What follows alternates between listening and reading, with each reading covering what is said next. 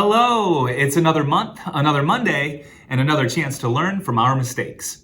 We just started our last 9-week quarter today. We're back after spring break, and we can basically see the home stretch. We're in the home stretch. We're making our way through this difficult 2021-2022 school year, and I hope everyone out there is doing the same. If you've been following along with what I do, this is now year 4 or 5 examining teaching errors, mistakes, blunders, trip-ups, you name it, in the health classroom, and examining a mindful response for that specific circumstance. I just met some students for the first time ever just today, and what I notice in that first meeting is sometimes I'm over the top. I can be overwhelming. I think I try too hard with humor to make students feel safe and welcome in the health classroom and to smile and laugh, as of day one. But sometimes that humor, that sarcasm, it goes just a little too far. It goes over students' heads, or it just comes across as mean. Now, obviously, I don't mean for sarcasm to ever be offensive in any way. I don't mean to ridicule students. I'm just trying to connect.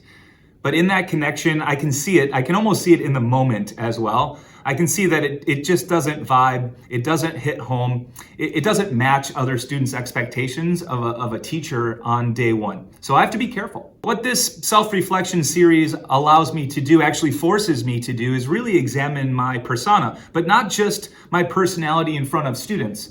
How I behave, how I interact with others, my family and my friends, other social settings. And it's a gift at the same time as it's kind of a curse, because once you start to really self-reflect, you can see some things in your character that you might consider flaws.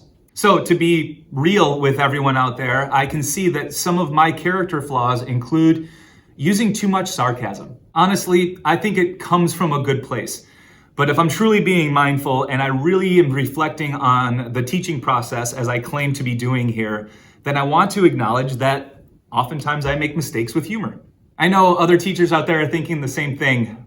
You're thinking I'm lame, or I use too many dad jokes or puns, or my sense of humor, it just doesn't work with the students. And that's where I am. And I know that it may work in a few weeks, but as of day one, the first time I'm interacting with people, sometimes it just comes across in the wrong way. Something that might work in week 8 or 9 with a class is not necessarily usable in week 1 with the class. And, that's just an honest truth. Furthermore, to be truly transparent with everybody out there and be authentic in this self-reflection, which is what I aim to do every single month always, this use of sarcasm is kind of a defense mechanism of mine.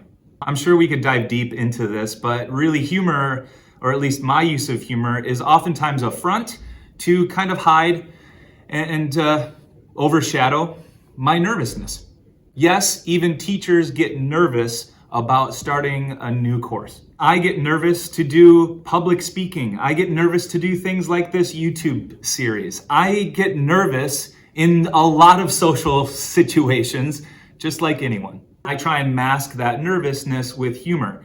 And that's where I think that it comes across in the wrong way. So that would be my teaching mistake of recent weeks, in fact, recent days. Today, in fact, my teaching mistake today is using too much sarcasm upon meeting students for the first time. So how do I respond? What do I do in the moment? It's really difficult to kind of see what's happening in the moment, but if I step out of my own shoes for just a split second, even during class, and just read the room, like I've discussed before in this video series, reading the students' reactions, and then trying to use that immediate feedback to decide where I go with things, maybe I can back off on the humor and just be kind. Just start with kindness and lead with kindness instead of sarcasm. If it's already happened, let's say that today I made a mistake of using a little bit too much sarcasm with a specific class period, then I want to take the next time, the next meeting, tomorrow, the next day, to be transparent with that. Just discuss it real quick, explain where I'm coming from and explain that maybe I made a mistake. And that transparency with students is truly authentic. That's the genuine me.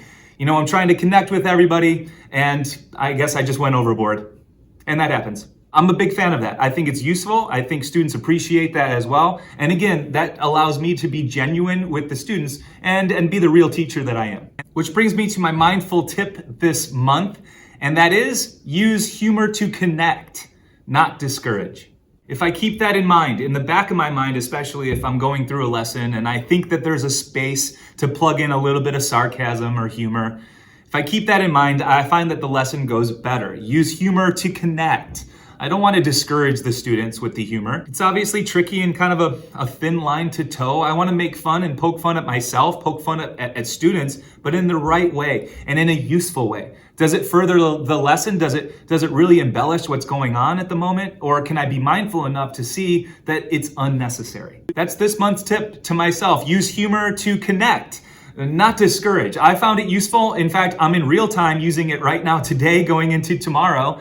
And so I encourage you to try it out in your own teaching. If you are a big fan of sarcasm, or you know yourself to have a great sense of humor, but oftentimes it comes across the wrong way, are you mindful enough in the moment to back up? Or the next time that you see that class, are you able to express and be authentic and genuine and transparent with what you're telling the students about that circumstance or about your joke that you made? Have the mindful approach to self-reflection to see, am I using it in the right way? Is it truly helping and embellishing my lessons, or is it something I could just leave out? All right, that was kind of a tough one to admit on video, I have to be honest. I was nervous about expressing that because it's real. So I hope that you appreciate me being candid and really authentic. That's my goal with these. And my Mindful Mistakes videos is a perfect chance for me to be as vulnerable as I can be while expressing myself in a truthful, genuine manner.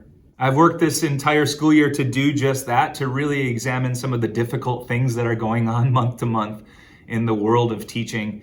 And I'm going to continue. So we're going to do another one of these in May, and the plan is potentially to do another video like this to close out the school year in June. As always, what I'm going to try and do is find a resource on this very topic that I'll include in the YouTube description that you can check out right after watching. Okay, that's it for this month. As promised, I'll be back in May, and we'll see about June for another teaching mistake and a mindful approach on how to respond. I hope everyone out there is happy and healthy, and if not, I hope you're on your way. As always, thanks for tuning in.